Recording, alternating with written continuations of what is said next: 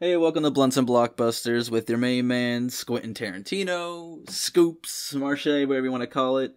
Got a new segment today, it's called Discount Sequels. This is where we look at terrible movies that are based on pretty good IPs or sequels that shouldn't really actually be sequels, and I suffer through the terrible movies so you guys don't have to. We're going to kick off this series with a movie that I actually used to love when I was a child, but now is actually terrible. And with Godzilla vs. King Kong coming around the corner, I think it's a good time to look at a very discount version of King Kong, and that is the Disney classic, Mighty Joe Young.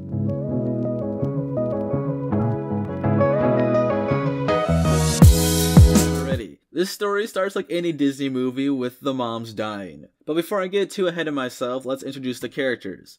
You got Jill Young, played by the amazing Charlize Theron. Yes, she was in this movie. She plays the daughter of a Jane Goodall-esque type adventurer. And then you have Joe, a gorilla that suffers from giganticism, sure. And these two are naturally friends because, yes, that's just what happens. And then eventually poachers come. And when I mean eventually, I mean literally like the next scene. Within minutes, poachers are there. So within 10 minutes of this G-rated film, poachers manage to headshot Joe's mom, and a poacher who's managed to lose 2 fingers hip fires a shot into Jill's mom. And I'm just sitting there like, what the fuck? Holy bisquick, that turned quick. 12 years later, we catch up on the trusty, rest in peace, Bill Paxton. Yes, he's in this movie too. A rugged conservationist looking for Joe based on a hunch and a myth. Honestly, to this point, I was down with the movie. It seemed good, it had me. It piqued my interest even when 17 minutes went boom, the badass entrance of Mighty Joe Young is revealed. Then, 2 minutes later, the CGI had me, like, in this feel of, this is good, but this is also, like, 6 years after Jurassic Park, so how's that even possible? Besides the point, Jill returns older, tames Joe, and meets motherfucking Bill Paxton. Eventually, word gets out about this big-ass gorilla.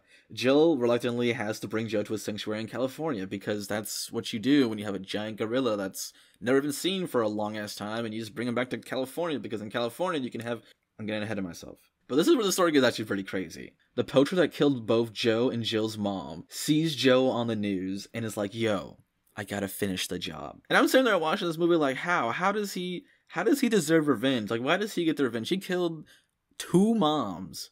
And he sees like he's the one that deserves the revenge. Shouldn't it be the opposite way around? And oh, I know there's probably a lot of Mighty Joe Young stands out there that are gonna say, oh, but Joe bit off that dude's finger and he's gotta pay for that. But I say no, there's no revenge. I think the only person that deserves revenge in this moment is Mighty Joe Young. So the poacher manages to get into the sanctuary and just starts flexing on Joe. He's just sitting there jingling keys and he's just like, yeah, remember me? Remember me? I killed your mom and now I'm gonna get my revenge on you. And then Joe's just sitting there just furious like, what do you mean revenge? I should be getting revenge. This doesn't make sense. Revenge should be on you because you killed my mom and that doesn't make any sense. And when you're trying to do this revenge, it just doesn't make any sense. And so he just starts freaking out and starts busting through the entire place. Then somehow cliche Russian villain number 1 finesses Jill into taking Joe away. They bust Joe out and take him off in the poacher's truck. And honestly, at this point in the movie, I lost all interest. I was like, how is this possible? How do they finesse everybody? How do you not remember this guy with a bitten finger off? You were there. That's so traumatizing. Then Joe starts to waltz through Cali like a discount King Kong while random 90s people in random 90s clothes say random 90s catchphrases as they react to Joe. And so we're on a chase. Jill's chasing Joe, the poacher's chasing Joe, helicopter's chasing Joe, everyone's chasing Joe. Eventually we find Jill face to face with the poacher.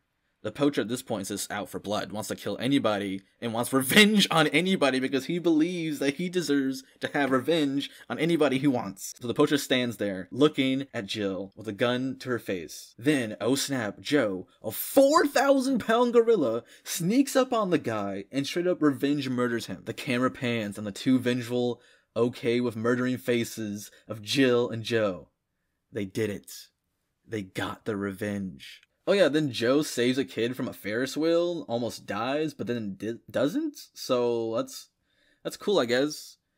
And then a bunch of people just randomly start going into their pockets, pulling out petty cash, like $5 or $10, and being like, here, use this for your building, for your park, get Joe out of here, and this will be good for him. And I'm just sitting there like, it's gonna take more than $35 to build a sanctuary for this guy. So in comparison to King Kong, Joe didn't die, so he wins in that matter. But is that good enough? I feel like the lesson is lost in this movie, and eventually the discount really isn't worth it. Thank you so much for watching this. I plan to do more videos like this in the future. Possibly look at American Psycho 2, starring Mila Kunis, Billy Shatner, and directed by Morgan Freeman. Yes, that is all correct. Please make sure you like, share, and follow. It all counts. Until next time, stay high and resupply.